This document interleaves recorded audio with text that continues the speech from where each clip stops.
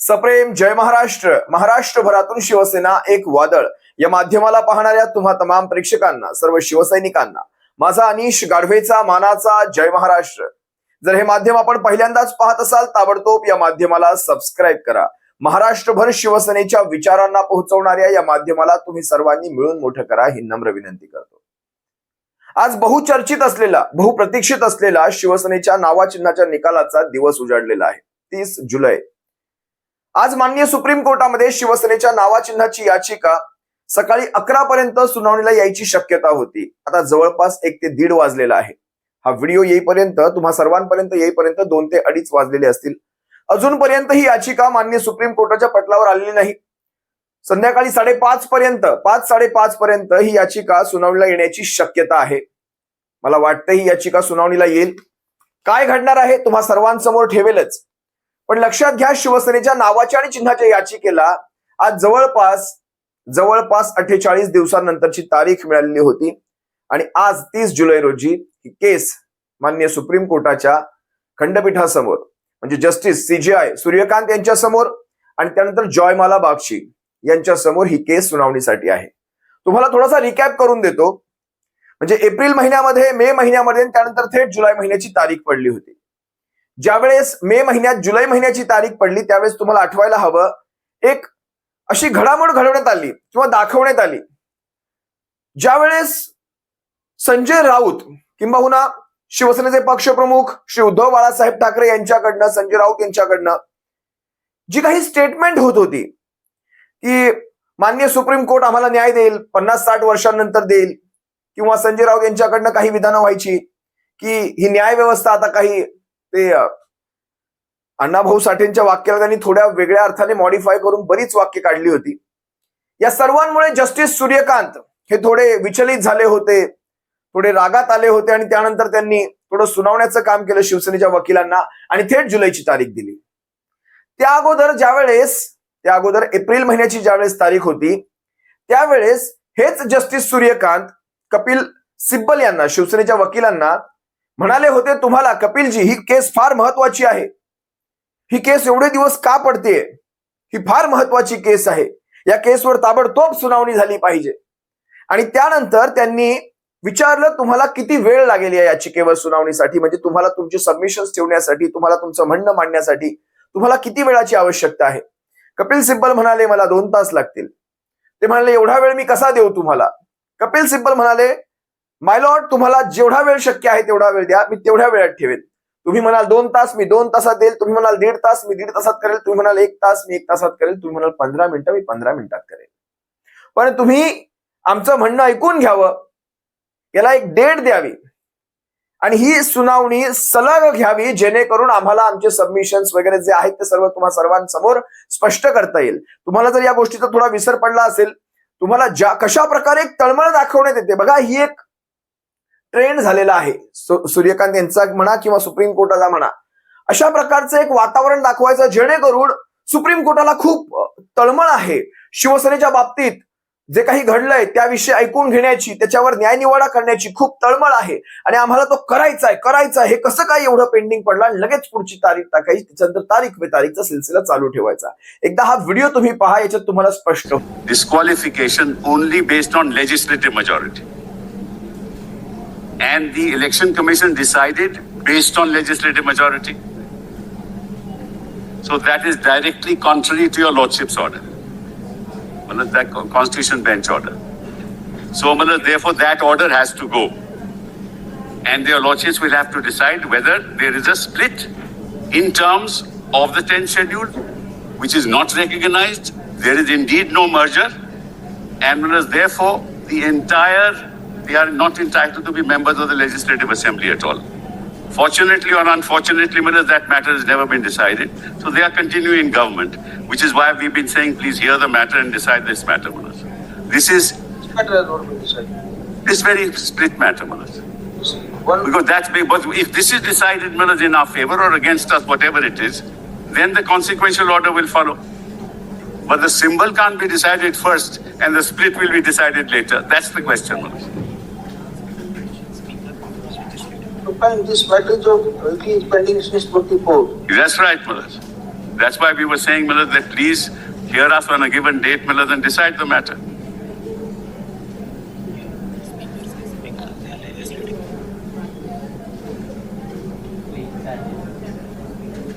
Majority, they are the party. How can the speaker say that? So, therefore, let us start systematically. Somebody, someday, this will have to be heard. Correct, Milad. So therefore, Milad, we have no problems with that. You are ready, and in total hour, we are for all the matters. You tell us this matter, how much time you will take, and you can finish it. Milad, I would say that I will take 2 hours in this matter. 2 hours, how can 2 hours be there? All right, you give me whatever time, I'll take that time. You can wind up very well in 1 hour. All right, 1 hour. All right, Milad, all right, your lordship says so, I'll wind up in 1 hour. I've never, Milad, extended.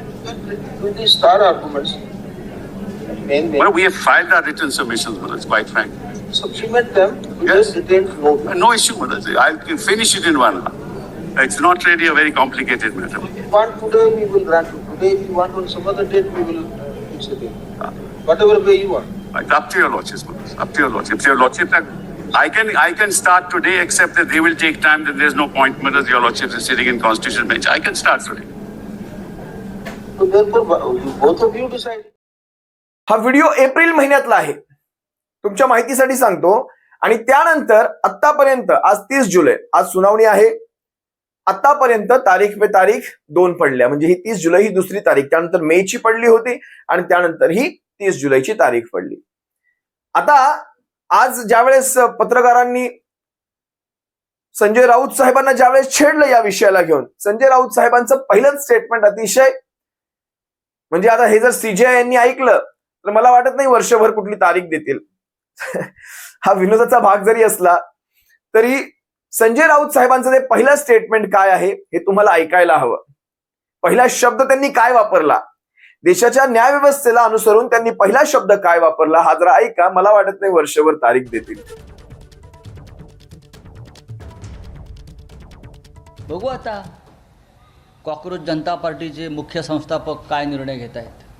हो, कायद्यानुसार जर निर्णय झाला, निकाल लागला, anti defection लॉमधलं जे 10th schedule आहे त्याचं पालन, त्या संविधानाचं पालन जर न्यायालयानं केलं, 3 वर्षाच्या आधीच करायला पाहिजे होतं, तर 100% एकनाथ शिंदे यांच्याबरोबर गेलेला प्रत्येक माणूस डिस्क्वालिफाय ठरेल. हा सगळ्यात मोठा राजकीय घोटाळा निवडणूक आयोग, विधानसभा अध्यक्ष आणि सुप्रीम कोर्ट यांनी मिळून केलेला घोटाळा आहे. आणि आम्हाला खात्री आहे की याच्यावर त्यांना कायद्याच्या कलमानुसारच 10th शेड्यूलनुसारच निर्णय घ्यावा लागेल. कॉक्रोच जनता पार्टीचे संस्थापकीय अध्यक्ष, संस्थापक, प्रथम संस्थापक असा जो उल्लेख केला त्यांनी सीजेआय यांचा, तो पाहिल्यानंतर मला वाटत नाही वर्षभर सीजेआय तारीख देतील म्हणून. पुढे त्यांनी हेही म्हटलंय, तुम्ही ऐकलं असाल, हा सर्वात मोठा राजकीय घोटाळा आहे. म्हणजे विधानसभा अध्यक्ष असतील, इलेक्शन कमिशन असेल, त्यानंतर न्याय व्यवस्था असेल, या सर्वांनी संगनमताने केलेला हा सर्वात मोठा राजकीय घोटाळा आहे. एवढे खडे बोल सुनावल्यानंतर सुद्धा थोडी तरी जनाची मनाची यायला हवी आणि त्यातून कमीत कमी या सर्वावर निवाडा व्हायला हवा. आज हा निवाडा फक्त शिवसेनेचा राहिलेला नाही, हा देशाच्या लोकशाहीचा निवाडा होऊन बसलेला आहे, न्याय व्यवस्थेच्या विश्वासार्हतेचा निवाडा होऊन बसलेला आहे. आणि देशाच्या लोकशाहीचा यासाठी म्हणतो कारण शिवसेनेच्या बाबतीत जर योग्य वेळेत न्याय घडला असता तर राष्ट्रवादी काँग्रेस पक्ष, तर आम आदमी काँग्रेस पक्ष, तर तृणमूल काँग्रेस पक्ष हे फुटले नसते. त्यानंतर समाजवादी पक्ष, डीएमके पक्ष आणि उत्तरेतल्या जम्मू काश्मीर मधल्या जम्मू काश्मीर नॅशनल कॉन्फरन्स सारख्या मुस्लिम पक्षालाही फुटाफुटीच्या त्या गोष्टींना सामोरं जावं लागलं नसतं. लक्षात घ्या, त्यांच्यामध्ये आता त्या वावड्या उठू लागलेल्या आहेत. शिवसेनेच्या बाबतीत झालेल्या न्यायाच्या दिरंगाईमुळे आज लोकशाही खतऱ्यामध्ये आलेली आहे. आणि अशा केसेसवर न्यायाधीशांना जर वेळ नसेल, न्यायाधीशांना जर याचं गांभीर्य कळत नसेल, तर न्यायाधीशांना नेमक्या कुठल्या केसेस महत्वाच्या वाटतात? कुत्र्या मांजरांच्या? नेमक्या कुठल्या केसेस या केसपेक्षा जास्त महत्वाच्या आहेत? आपण ज्या वेळेस बलात्कारांसारख्या घटनांमध्ये फास्ट ट्रॅक कोर्टांची स्थापना करतो, कारण सेन्सिटिव्ह विषय आहे तो. निर्गुण हत्यांच्या केसेससाठी फास्ट ट्रॅक कोर्टांची स्थापना करतो, कारण सेन्सिटिव्ह विषय आहेत. झालाच पाहिजे, नक्कीच झाला पाहिजे. मग इथे हा बलात्कार हा लोकशाहीवर झालेला आहे, सामूहिक बलात्कार झालेला आहे. मग अशीच तुम्हाला सांगितलं कोणी कोणी केला. मग हा बलात्कार हा वेगळा कसा ठरतो? लोकशाहीची झालेली सामूहिक निर्गुण हत्या ही वेगळी कशी ठरते? ज्याच्यावर आपलं संपूर्णपणे देशाचं संविधान अवलंबून आहे, ती देशाची लोकशाही. ज्या संविधानाच्या शपथा घेऊन आपण या लोकशाहीचं संरक्षण करण्याची शपथ घेतलेली आहे, ते तुमच्या नजरेमध्ये क्षीण, काय म्हणतात, क्षुल्लक कसं ठरू शकतं? मी तुम्हाला आणखी एक प्रसंग दाखवतो. आणखी एक प्रसंग. खरं तर मला आता कुठलाही व्हिडिओ दाखवायची इच्छा होत नाही, नाहीतर मी हाही तुम्हाला एक व्हिडिओ दाखवला असता. पण काय होतं, जास्त बोललं की कंटेम्प्ट ऑफ कोर्ट, कंटेम्प्ट, कोर्टाचा अवमान. आम्ही करतो तो कोर्टाचा अवमान, आणि आमच्या बाबतीत जे घडतं तो काय आहे, आमचा सन्मान. शिवसेनेचं नाव चिन्ह काढून घेतलं. मला वाटतं फेब्रुवारी 2023 मध्ये हे घडलं. शिवसेनेची याचिका मान्य सुप्रीम कोर्टामध्ये लागलीच गेली, म्हणजे अगदी काही दिवसांच्या आतमध्ये गेली. शिवसेनेच्या याचिकेवर आजतागायत सुनावणी होतेच आहे. 23, 24, 25, 26 जवळपास 3 वर्ष पूर्ण झाले फेब्रुवारीमध्ये, आणि 4थं वर्ष चालू आहे. माननीय सुप्रीम कोर्टामध्ये जर आपल्याला अशा प्रकारे वेळ मिळत नसेल, तर आपण मग न्याय कुठे मागायचा? युनायटेड नेशन मध्ये जाऊन. आज सुप्रीम कोर्ट म्हणतं तुमचे नेते असे बोलतात, तुमचे नेते तसे बोलतात. आज सुप्रीम कोर्टाच्याच एका म्हणजे सीजेआयचंच नाव घेतो थेटपणे, कॉक्रोच जनता पार्टी हिनावल्यानंतर तुम्हाला देशामध्ये एक मुवमेंट तयार झालेली दिसली. हा रोष आहे जनतेचा. त्याच कॉक्रोच जनता पार्टीने एका केंद्रीय मंत्र्याचा राजीनामा घेतलेला आहे. तीच कॉक्रोच जनता पार्टी भविष्यात या सगळ्या मंत्रिमंडळावर वचक ठेवणार आहे, चांगल्या कारभारासाठी, सुशासनासाठी. आज विचार करा. खरं तर मला शिवसेनेच्या पक्षप्रमुखांना पुन्हा आवाहन करायचंय, आपण जंतर मंतरला बसू. महाराष्ट्रातल्या शिवसैनिकांना आव्हान करा. महाराष्ट्राचा शिवसैनिक जंतर मंतरवर येऊन बसेल तिथे येऊन बसेल तो. कशी शिवसेनेची कोर्टातली केस लागत नाही, कशी तारीख लागत नाही, ते आपणही पाहूयात ना. आपण स्वतःसाठी नाही बसत आहोत, आपण देशाच्या लोकशाहीसाठी बसतोय. हे वातावरण देशभर जाऊ द्या. बघा, देश साथ देईल. देशामध्ये ती निगेटिव्हिटी आज आलेली आहे, या सरकारच्या विरोधात, या न्याय व्यवस्थांच्या विरोधात आलेली आहे. एक काळ होता न्याय व्यवस्थेवर लोकांचा विश्वास होता, पण आज तो विश्वास उडालेला आहे. आजची ही केस ही शिवसेनेची केस राहिलेली नाही, ही केस झालेली आहे देशाच्या लोकशाहीची. ही केस झालेली आहे न्याय व्यवस्थेच्या विश्वासार्हतेची. आज देशाची न्याय व्यवस्था आपली स्वतःची विश्वासार्हता किती ठेवते याच्यावर आता सारं अवलंबून आहे. न्यायदेवता न्यायाप्रमाणे वागली, न्यायदेवता न्यायाप्रमाणे वागली तर शिवसेनेच्या बाजूने न्याय होणार हे निश्चित आहे, निश्चित.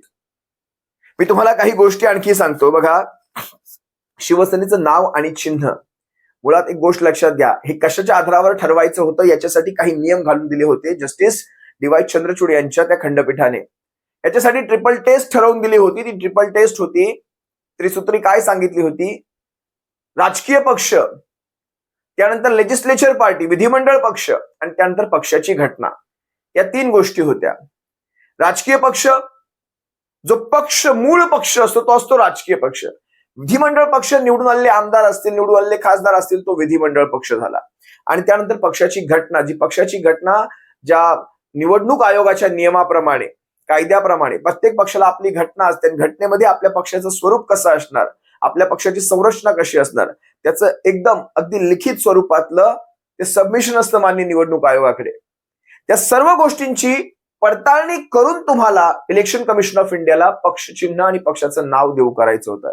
यांनी काय केलं, घटनेमध्ये काही अमेंडमेंट झाल्या त्या आम्हाला सांगितल्या नाही, याचा आधार घेतला, पण ते सर्वस्वी खोटं होतं. त्याच्यावरच आपली याचिका सुप्रीम कोर्टात आहे. ती याचिका सुनावणीसाठी नाही. पक्षाची घटना बाजूला गेली, पक्ष मूळ राजकीय पक्ष हाही बाजूला केला. जेव्हा आपल्या जवळपास मला वाटतं 35 ते 36 लाख ऍफिडेव्हिट 100 रुपयांच्या स्टॅम्प पेपरवर आपण तिथे जमा केले होते. त्याच्या विरुद्ध एकनाथ शिंदेकडनं 3 लाख सुद्धा ऍफिडेव्हिट आले नव्हते. अशा परिस्थितीत सुद्धा ते सारं इग्नोर केलं गेलं, दुर्लक्ष केलं गेलं. फक्त राजकीय पक्ष पाहिला गेला, माफ करा, विधिमंडळ पक्ष पाहिला गेला ज्याच्यामध्ये एकनाथ शिंदेकडे आमदार सर्वात जास्त होते. त्याच्या आधारावर थेट पक्ष देऊ केला. माझा खरं तर इलेक्शन कमिशन, आता इलेक्शन कमिशन कुठला स्वायत्त राहिला, तोही शेवटी केंद्राचीच संस्था झाली. मी चांगला शब्द वापरला, मी तो बटीक वगैरे शब्द माझ्या मनात आला होता पण मी बोललो नाही. मला वापरायचा होता पण मी वापरला नाही तो बटीक वगैरे शब्द. मी चांगले शब्द वापरतो.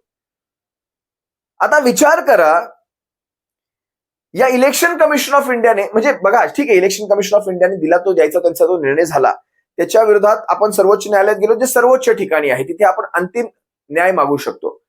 सर्वोच्च न्यायालयाने कसं वागावं हे सांगण्या इतपत आपण मोठे नाही, पण कमीत कमी न्याय हा होताना दिसला सुद्धा पाहिजे. किंबहुना न्यायामध्ये दिरंगाई होत असेल तर त्या मधल्या वेळेमध्ये आपण दोघेही स्वतःवर अन्याय वाटून घेणार नाही, अशा परिस्थितीत दोघांनाही आणून ठेवावं आणि न्याय होईल तेव्हा होईल.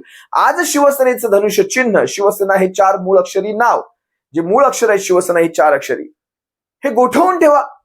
तोपर्यंत ठेवा जोपर्यंत तुमचा निवाडा होत नाही. मग तुम्ही 50 वर्ष घ्या, 60 वर्ष घ्या, किंबहुना 100 वर्ष घ्या, आम्हाला हरकत नाही. पण या सगळ्यामध्ये तुम्ही समोरच्याला फायदा पोहोचवता, समोरच्याचा फायदा होतोय. शिवसेना उद्धव बाळासाहेब ठाकरे हे नवं नाव घेऊन चालली. शिवसेनेचं चिन्ह गेलं, शिवसेनेने मशाल हे चिन्ह घेतलं. शिवसेनेने सगळ्या गोष्टी सोडल्या. त्यानंतर सुद्धा नव्या चिन्हावर शिवसेनेने अवघ्या 15-20 दिवस अगोदर मिळालेल्या चिन्हामध्ये शिवसेनेने ज्यावेळेस 9 ते 10 खासदार निवडून आणले, ते खासदार सुद्धा पळवले. याच्यापेक्षा बेशर्मीची गोष्ट काय असेल कुठल्या न्यायव्यवस्थेसमोर? आम्ही तुमच्या दरबारात आमचं माथा आपटू आम्ही आमचं डोकं आपटून डोकं फोडून रक्त सांडून आम्ही न्याय मागतोय की आम्हाला ही केस का गरजेची आहे, तातडीने सुनावणी का गरजेची आहे. आमचे नवीन निवडून आलेले, आमच्या चिन्हावर निवडून आलेले खासदार सुद्धा फोडले. अजून तुम्हाला एखाद्या केसचं गांभीर्य करण्यासाठी कोणती गोष्ट घडणं अपेक्षित आहे तुमच्या नजरेतून? साधा प्रश्न आहे आणि हा प्रश्न माझा नाही, हा सर्व महाराष्ट्रातली जनता विचारते. जगभरात बसलेले मराठी नागरिक विचारतायत. फक्त महाराष्ट्रात नाही, देशातमध्ये जे मराठी माणसं आहेत, जगभरात जी मराठी माणसं आहेत, अगदी US अमेरिकेपासून, नेदरलँड पासून, युरोपापासून, ऑस्ट्रेलियापासून सगळेच्या सगळे विचारतायत. शिवसेनेची याचिका ही फक्त काही एका पक्षाची याचिका नाही, ती महाराष्ट्राच्या स्वाभिमानाची याचिका होऊन बसलेली आहे. ते म्हणतात आम्ही आमच्या पद्धतीने तुमचा दबाव टाकू नका, आम्ही आमच्या पद्धतीने या केसचा निकाल लावू. कधी लावणार? म्हणजे पेशंट मेल्यानंतर त्याला व्हेंटिलेटर लावून, त्याला इंजेक्शन देऊन, त्याला सलाईन भरून, महागडी औषधं खायला घालून उपयोग नाही. पेशंट मेलाय, आता त्या बॉडीचं काय करायचं हे बघा. वेळेत उपचार होणं गरजेचं आहे. तुम्ही नंतर केलात, नंतर करून काही उपयोग नाही. तुमच्या ह्या 3-4 वर्षाच्या काळामध्ये अगदी पद्धतशीर दिलेल्या, ठरवून जाणीवपूर्वक दिलेल्या वेळेमध्ये, हा देशाच्या जनतेचा आरोप आहे, पद्धतशीर वेळ ठेवून दिलेल्या या वेळेमध्ये एकनाथ शिंदे आणि त्यांचा संपूर्ण गट हा एस्टॅब्लिश होत गेला, हा स्थिर स्थावर होत गेला. स्थिर स्थावर. हळूहळू त्याने माणसं फोडली. एक एक करून स्थानिक बडे नेते फोडले. सोबतीला मतीला केंद्रांचं सरकार, त्यांच्या संस्था, प्रशासन, धाक, सगळ्या गोष्टी. या 3-4 वर्षांच्या काळात आपण जे शिवसेनेचं नुकसान केलं आपल्या या दिरंगाईच्या मुळे, ते नुकसान माननीय न्यायव्यवस्था कशी भरून देणार, याची तजवीज कशी करणार, याचं सुद्धा उत्तर जर महाराष्ट्राच्या जनतेने तुम्हाला विचारलं तर आपण काय उत्तर देणार यावर? आज महाराष्ट्र प्रश्न विचारतोय. माननीय न्यायव्यवस्थेने आता बघा, या कॉक्रोचच्या आंदोलनामध्ये खर तर सगळ्यात जास्त बदनाम धर्मेंद्र प्रधानाच्या सोबत न्यायव्यवस्था सुद्धा झाली आणि चीफ जस्टिस ऑफ इंडियाच्या त्या कॉक्रोच शब्दामुळे देशभरामध्ये एक अशी घटना घडली. याच्यातून सुद्धा आपण बोध घेऊन न घेता आपण असले व्हिडिओ, म्हणजे त्या कॉक्रोचेसला मारतानाचे व्हिडिओ बघण्यासाठी माझ्याकडे वेळ नाही, मला काही महत्वाची कामं असतील, मला वेळ नाही ते सर्व पाहायला, तुम्ही काय ते म्हणणं सांगा. ही अशा प्रकारची असंवेदनशील विधानं खरंच न्यायव्यवस्थेकडे पाहण्याचा दृष्टिकोन बदलते. यातूनही न्यायव्यवस्थेला कुठून तरी थोडीशी सुदबुद्धी सुचली आणि त्यातून त्यांनी जर शिवसेनेच्या बाबतीत न्यायाप्रमाणे न्याय. मी म्हणणार नाही शिवसेनेच्या बाजूने, मी म्हणणार नाही भावनिकतेच्या बाजूने, मी म्हणणार नाही की फक्त शिवसेनेलाच न्याय करा, जे काही आहे त्यांचं म्हणणं ऐकू नका. तुम्ही ऐका, कायद्याच्या कसोटीत बसतो असा न्याय करा. कायदा काय सांगतो? शिवसेना कायद्याचं पालन करते. शिवसेनेने 16 गद्दारांची अपात्रता मागितलेली आहे सुरुवातीच्या. ज्यांची अपात्रता झाली नाही त्या उलट ते पुन्हा निवडून आले. कसे आले, काय आले हे तुम्हाला चांगलंच माहिती आहे. पण त्यावेळेस जर त्यांना योग्य शासन झालं असतं तर पुन्हा जनतेमध्ये जायच्या लायकीचे राहिले नसते. या गोष्टी फार महत्वाच्या आहेत. शिवसेनेच्या केसच्या बाबतीत नेमकं काय घडणार आहे तुम्हा सर्वांसमोर पुढच्या काही तासांमध्ये मी पुन्हा येईल आणि हा व्हिडिओ न्यायव्यवस्थेमध्ये आज काय घडलं ते सांगायचा प्रयत्न करेल. तत्पूर्वी अजूनही जवळपास 1.5-2 झालेले आहेत. हा व्हिडिओ होईपर्यंत अजूनही याचिका सुनावणीसाठी आलेली नाही, हे तुम्हा सर्वांसमोर पुन्हा एकदा ठेवतो. शिवसेना एक वादळ या माध्यमाला तुम्ही सर्वांनी सबस्क्राईब करा. ज्यांना शक्य आहे त्यांनी या माध्यमाला जॉईन करा. जो पर्याय सबस्क्राईब बटनच्या अगदी बाजूला जॉईन हा पर्याय आहे, आपण त्याद्वारे या माध्यमाला सहकार्य करू शकता. आणि शिवसेना एक वादळ या माध्यमाच्या सामाजिक कार्यांमध्ये तुम्हाला जर तुमचा हातभार लावायचा असेल, हे माध्यम फक्त शिवसैनिकांपुरतच, फक्त शिवसैनिकांपुरतं मी चौकट टाकलेली आहे. शिवसैनिकांपुरतच सामाजिक कार्य करतं, ज्यामध्ये गरजू शिवसैनिक, गरजवंत शिवसैनिक जे हलाखीच्या परिस्थितीत आहेत, वरिष्ठ शिवसैनिक आहेत, वयाने जास्त आहेत, त्यांनी शिवसेनेसाठी त्या काळात कस्ता खाल्लेले आहेत, अशा शिवसैनिकांना फुल ना फुलाची पाकळी एक मदत करू आपण इच्छितो. आणि जे युवा सैनिक ज्यांच्यावर केसेस चालू आहेत, काही शिवसेनेच्या आंदोलनांमध्ये काही पुढे केल्याने त्यांच्यावर काही केसेस पडल्या, काही घोषणा दिल्याने केसेस पडल्या, अशा शिवसैनिकांना त्या कायदेशीर बाबींमध्ये, कायदेशीर मदत प्रक्रियेमध्ये फुल ना फुलाची पाकळी जी मदत आपण करू इच्छितो, त्या सर्वांमध्ये शिवसेना एक वादळ अग्रेसर आहे. आणि यामध्ये सर्वांना जर तुम्हाला योगदान लावायचं असेल, तुम्ही शिवसेना एक वादळचा गुगल पे आणि फोन पे क्रमांक लिहून घ्या. 9987 70 34 18 9987 703418 9987 703418. तुम्हा सर्वांची रजा घेतोय. सर्वांनी काळजी घ्या. आज काय घडेल माननीय सुप्रीम कोर्टामध्ये तुम्हा सर्वांसमोर फार थोड्याच वेळात घेऊन येईल. सप्रेम. जय महाराष्ट्र.